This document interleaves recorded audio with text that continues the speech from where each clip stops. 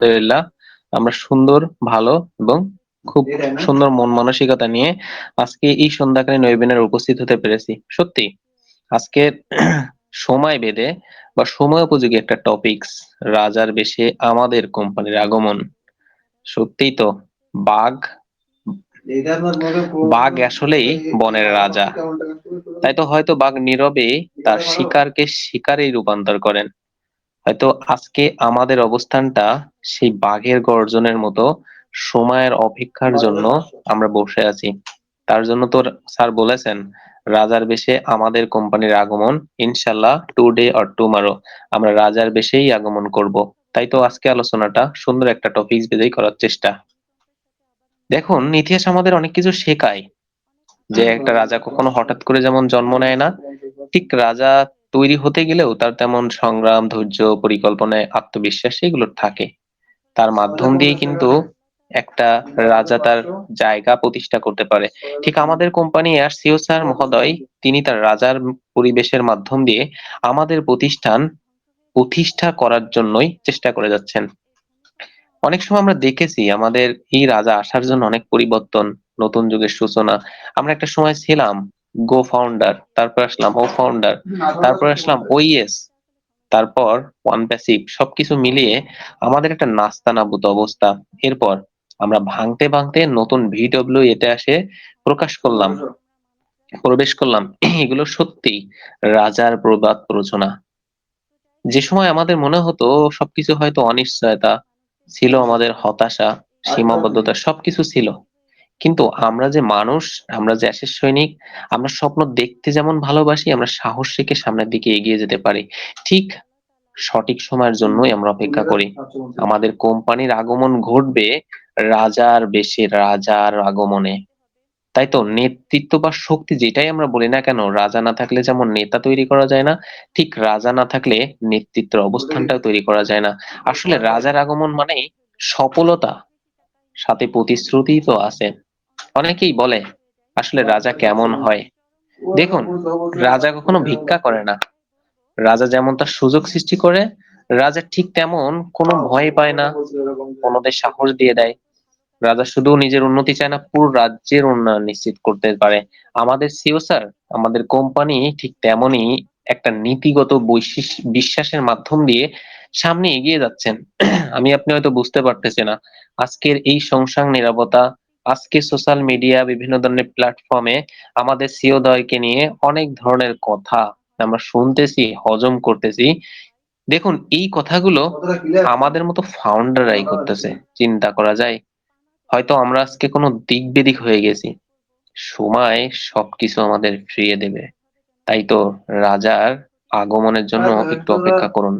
কারণ রাজা যখন আসবেন তখন শুধু ইনকাম না, আপনার ব্যক্তিত্ব, মানসিকতার পরিবর্তন, আত্মসম্মান, আপনার পরিচয়, আপনার শক্তি শক্তিতে রূপান্তর, আপনার ভালোবাসার সব আগমন সেখানে ঘটবে। হয়তো আমাদের কাছে মনে হচ্ছে এখনো কোনো কিছুই নয়, কিন্তু আমাদের ইতিহাসটা হবে নাটকীয় না, রাজকীয়।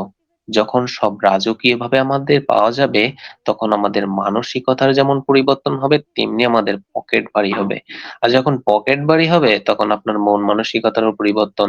কিন্তু একটা কথা মাথায় রাখবেন, রাজার আগমন মানে আমাদের সবকিছু, কিন্তু অর্থই অনর্থের মূল, বিষয়টা মাথায় রেখে সামনের দিকে এগাতে হবে। তাই তো আমাদের কোম্পানি আজকে অনেকভাবে চেষ্টা করে যাচ্ছে, আজকে বিভ্রান্ত হাজারো ভিড়ের মাধ্যম দিয়ে আমাদেরকে উন্নত কারিগর হিসেবে তৈরি করতে যাচ্ছে। মনে রাখবেন, রাজার পোশাক পরলে শুধু রাজা হওয়া যায় না, রাজা হতে গেলে দায়িত্ব লাগে, শৃঙ্খলা লাগে এবং নেতৃত্ব দেওয়ার সাহস লাগে। ঠিক তো? আমাদের সিও মহোদয় এগুলো তার ভিতর সবকিছুই আছেন। আছেন সংসার নিরাপত্তা, সময়ের সাথে সবকিছুই আমরা আমাদের কাছে পেয়ে যাব। দেখুন, আমাদের কোম্পানি কিন্তু অনেক কিছু শিখিয়েছেন। যদি বলতে পারি, বড় চিন্তা করতে শিখিয়েছেন, আমাদের ধৈর্য আরো বেশি ধৈর্যশীলী হতে শিখিয়েছেন, লক্ষ্যটা অনেক বড় করে স্থির করতে বলেছেন।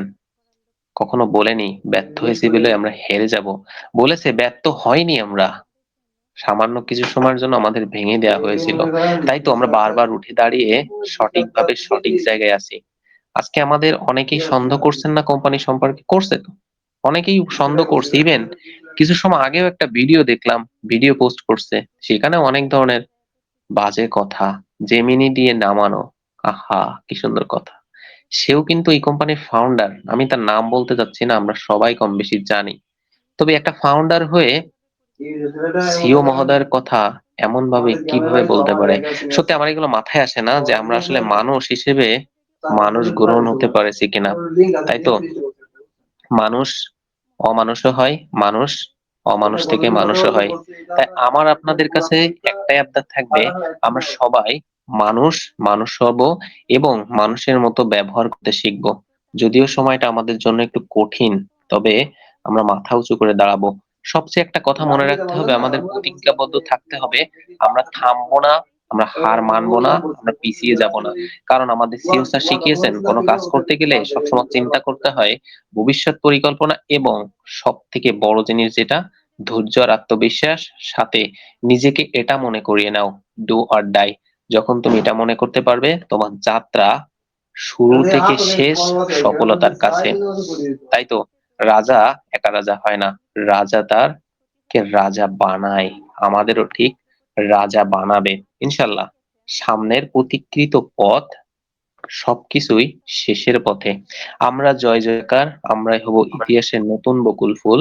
সাথে মেঘ ঘন আকাশের মেঘ, ঘন ঘটা আধার সবকিছু কেটে আমাদের কোম্পানি আসবে সেই রাজার রাজ্যবেশে নতুন আগমন।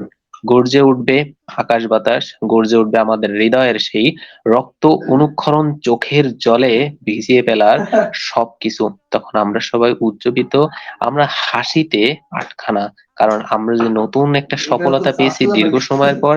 আর এই যে আব্দুল সোবহান স্যার কর্তৃক মিটিং রুমে সারা দিন, রোজার মাস, আমরা হয়তো অনেকটা কষ্ট, পারিবারিক হোক, মানসিক হোক, অর্থনৈতিক, সবকিছু মিটিয়ে নামাজ শেষে, ইবাদত বন্দেগী শেষেই ঠিক 10টায় সোবহান স্যার কর্তৃক এই মিটিং রুমে আসতে পেরেছি। সত্যি আমি ধন্য, আমরা ধন্য।